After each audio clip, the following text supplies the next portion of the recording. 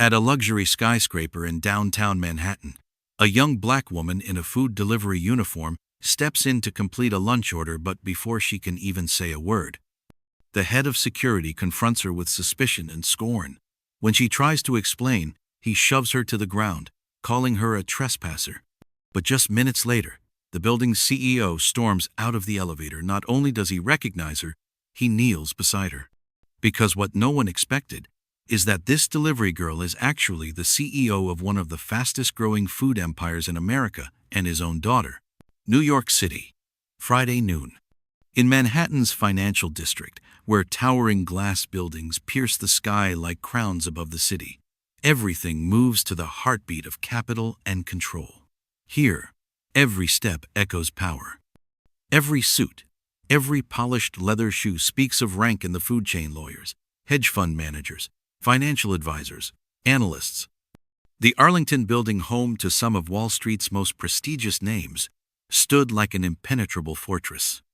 Its marble floors, polished to a mirror shine, reflected the glow of crystal chandeliers from a towering ceiling above, creating an ivory-white space so pristine, so coldly perfect, that people instinctively lowered their voices and lightened their footsteps just to fit in. At exactly 12:13 p.m., a small silhouette appeared behind the revolving glass door. Talia Monroe, 27 years old, African-American, stepped inside with a posture straight but soft. She wore a worn-out maroon delivery jacket, a gray beanie pulled low, and carried on her back the square-shaped delivery bag every New Yorker recognized. In her hand was a paper bag holding a hot meal, rich with the soulful scent of southern spices, a signature dish from the very restaurant chain she herself had co-founded. No one saw the forehead once named on Harvard's dean's list. No one recognized the sharp mind behind those fogged-up glasses, the one investment firms had once fought over with six-figure offers. Because right here, right now, dressed like this, Talia was just the delivery girl. Behind the security desk, Rick Carson, 60, white, tall, trim, not from fitness but from years of puffed-up posture, looked up. His dark navy uniform clung tightly to his chest. His leather belt strained under authority. His jaw jutted sharp, eyes narrowed, the perfect portrait of a gatekeeper who judged people with a single glance. He spotted Talia walking toward the turnstile. His first look wasn't curiosity, it was a scan. Shoes? Cheap. Jacket? Wholesale. Handbag? None. Skin? Brown? That was all he needed. Rick said nothing. He rose suddenly, his chair screeched back, hitting the wall with a snap. His footsteps struck the marble like a gavel, deliberate, final, each one closing the distance between himself and the woman like a silent interrogation was about to begin. She hadn't even stepped onto the edge of the carpeted walkway leading to the elevators when a thick arm cut across her path. A large, weathered hand, veins like taut ropes, sliced the air in front of her, forming an invisible wall. "Stop right there. This isn't a soup kitchen. Turn around." Rick's voice struck the air like cold metal, low, firm, and sharp enough that it made the echo-rich lobby pause for just a beat. A white office worker passed by, straightened his tie, gave Talia a once-over, and let out a small smirk, the kind reserved for things you don't consider your problem. A woman in heels walked past, shook her head slightly as if disturbed by some distant noise, and continued tapping the elevator button. Rick didn't stop. "You think you get to walk around here like you belong?" he sneered, eyes narrowing, his voice now thick with open condescension. "Dressed like that?" Talia pressed her lips together, standing still, her face unreadable. Before she could respond, Rick turned his head and barked toward his colleague at the security desk. "Call backup, we've got a trespasser." Still calm as the surface of a lake before a thunderstorm, Talia reached into her coat pocket and pulled out a folded delivery receipt. "I have an order for Mr. Levine, 39th floor. Rick let out a laugh. Not the kind you share with coworkers. Not even the kind that slips out when someone tells a bad joke. This was different. It was the kind of laugh that spat in your face, low, contemptuous, full of mockery. "You know who Mr. Levine is?"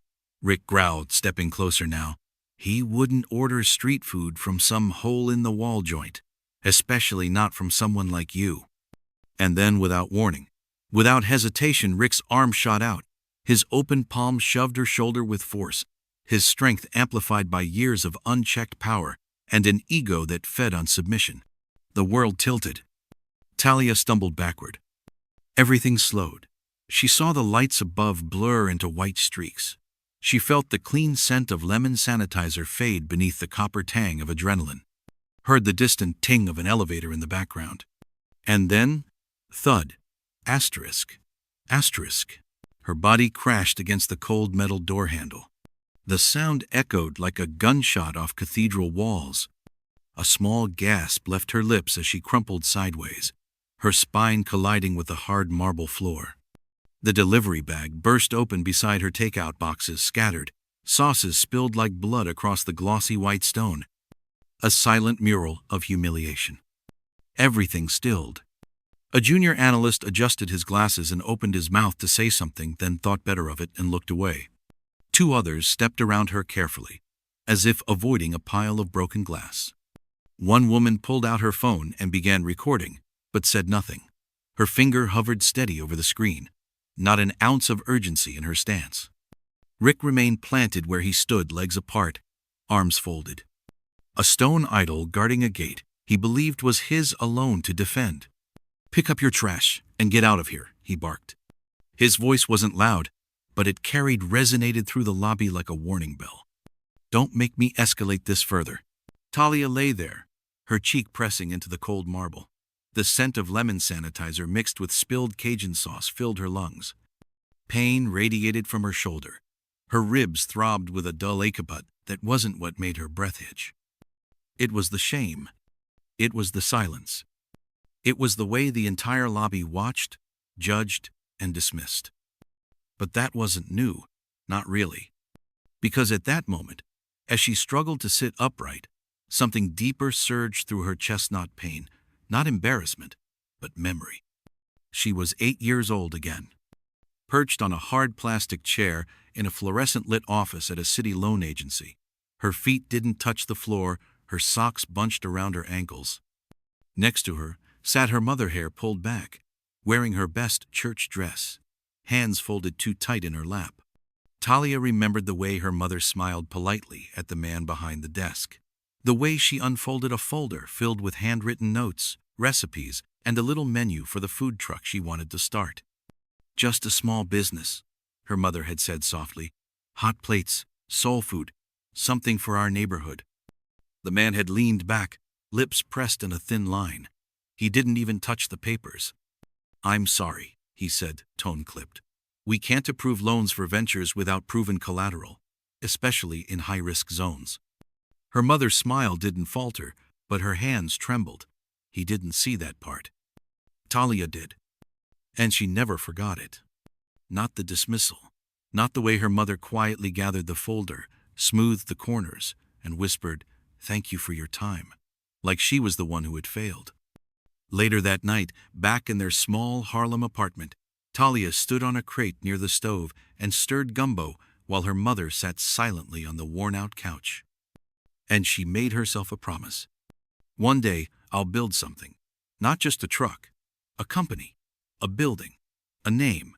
I'll walk into places like that, and they won't look through me. They'll listen." And now, here she was, back pressed against a marble wall in a building built to keep people like her out, covered in sauce, bruised, judged, alone. Or so they thought. What they couldn't see, what Rick couldn't smell beneath her cheap hoodie and her delivery bag, was the steel she'd forged from every rejection, every side-eye, every moment her mother had been treated like she didn't matter. She wasn't just carrying takeout. She was carrying legacy. Her mother's dream, her community's resilience, and her own name. Talia Monroe. Not just a delivery girl, not just someone who got in the way, but the CEO of a company feeding half of Manhattan's workforce. The architect of a vision born not from boardrooms but from hot kitchens, 2 a.m. balance sheets, and generations of black women who refused to be erased. She sucked in a breath. Slow, controlled. Not because she wanted to appear brave, but because she was. She reached for the spilled food containers, not out of shame but instinct, dignity. Even messes deserved respect. She heard Rick scoff above her, his voice dripping with contempt. But Talia didn't look up at him. She didn't need to. Because something was coming. And this time, she wouldn't be alone. Talia blinked. She didn't cry. She didn't scream. She didn't beg. She simply reached into her pocket with deliberate calmness and pressed a number on speed dial. Her voice when it came was clear but quiet, resolute. "I'm in the main lobby," she said. "I need help." No shouting, no pleading, because she already knew the truth was just seconds away now. She set the phone down beside her, braced her palm against the wall, and slowly, gracefully, she pushed herself up. Her knees shook, but not from fear. Her hand trembled, but not from defeat. Some eyes still watched. Others darted away, uncomfortable. Most said nothing at all, like the polished floors beneath her, pretending the scene wasn't real if they didn't acknowledge it. Rick backed up a few steps, arms back on his hips, posture tall again, reclaiming the stage he thought he controlled. Talia met his eyes. No fury, no hate, just the silent weight of someone who had seen this scene before far too often. And then from across the room, ting, asterisk, asterisk. The elevator opened. The lobby of the Arlington building froze the moment the elevator chimed open. The metallic hiss of sliding doors sliced through the air like a scalpel, exposing the sterile silence that had overtaken the grand marble atrium. 3 figures stepped out. Leading them was a tall man with neatly cropped silver hair, his gait as deliberate and commanding as a retired general who never quite left the battlefield. His suit was tailored in slate-gray wool, flawless against his broad shoulders. Behind him, a man in a navy blazer bore a badge that read, "Hemsworth, building manager," and a young assistant trailed, tapping frantically at a laptop. David Levine, CEO of Morgan & Hart, a name that turned hedge fund managers pale and made investment bankers straighten their ties. But today, he did not walk out as a corporate giant. He walked out as a father who'd just been told his daughter was assaulted. His eyes swept the lobby like a heat-seeking missile. Then he found her, slumped against a wall beneath the sterile white light. Talia Monroe's adopted daughter clutched the side of her head. Her beanie had shifted, revealing curls matted with sweat. The contents of her delivery, Bagris, oxtail, collared greensleigh, splattered like a crime scene, staining the pristine marble like blood in a chapel. And standing there, chest puffed, legs planted wide, was Rick Carson, the gatekeeper of elitism. His stance hadn't changed, but his eyes betrayed the storm he hadn't anticipated. The presence of Levine was a cannonball to his composure. Levine didn't pause, didn't speak to Hemsworth. He walked straight to Talia and dropped to one knee like a knight kneeling before a queen. "Talia!" His voice cracked with panic. "Are you hurt? Did he lay hands on you?" He reached out and gently cupped her shoulder. She nodded faintly, her face pale but composed.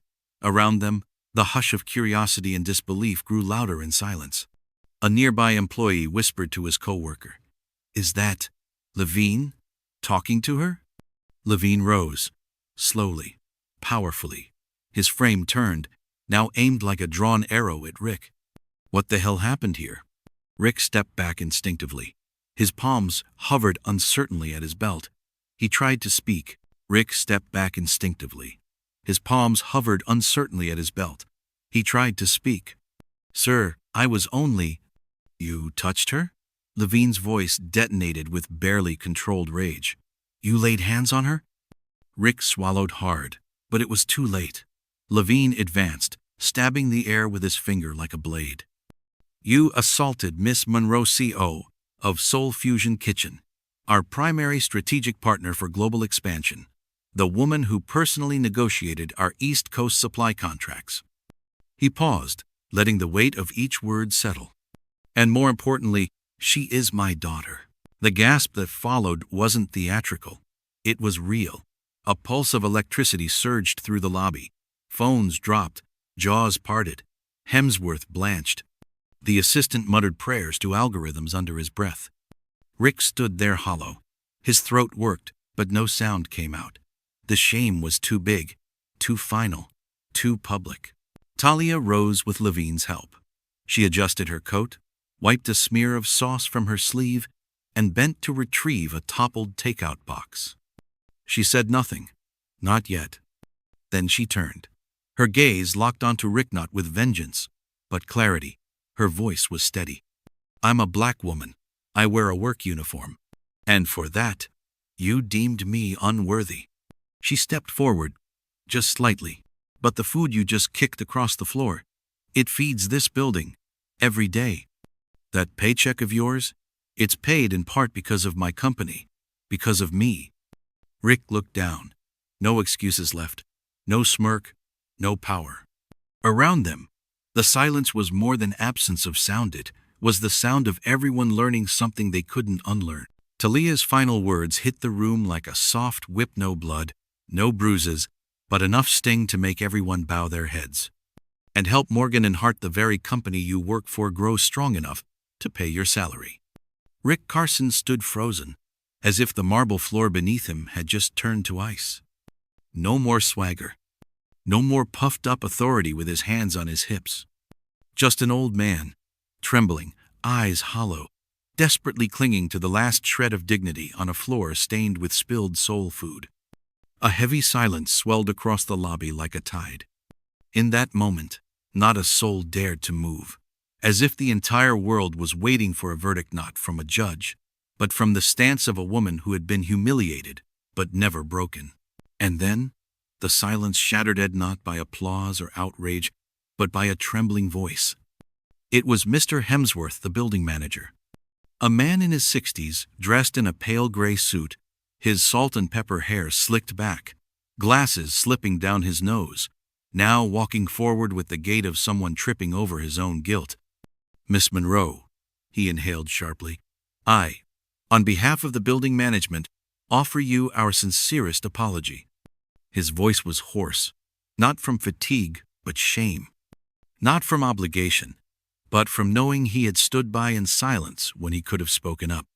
"We will immediately suspend Mr. Rick Carson pending internal investigation. And I give you my word, we will revise our entire code of conduct and organize mandatory inclusivity and bias training for all building personnel. This will never happen again." Then he bowed. Not the stiff, polite tilt of corporate culture, but a deep, humbling bow from someone who had realized silence, too, can be a form of guilt. Talia didn't speak.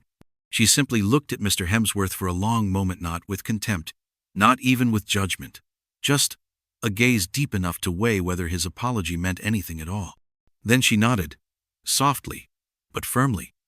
That nod, gentle, yet resolute, was enough to let every pair of eyes in the lobby exhale, or drop with embarrassment. She didn't demand more, didn't ask for heads to roll, didn't need anyone to weep or make some grand speech. She turned, picked up her fallen delivery bag, adjusted the straps on her shoulders, and stood tall. And the camera was still rolling. Tucked behind the front desk, a young black man in a hoodie and ripped jeans hadn't stopped filming. The look on his face was a mix of disbelief, admiration, and righteous rage. He didn't know how long he had been recording. He just knew that what happened needed to be seen by the world. 1 hour later, the 4-minute, 13-second video appeared on MetaWatch.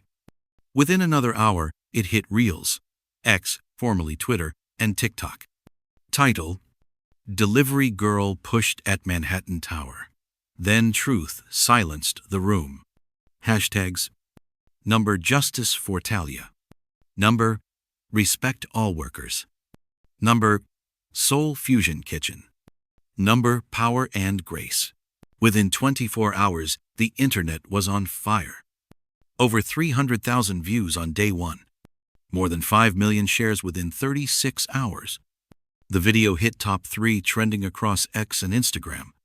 CNN, Mississippi, NBC, Vox reported the incident. Social channels like Now This, AJ+, Upworthy clipped Talia's words and replayed them across feeds. A storm of anger followed.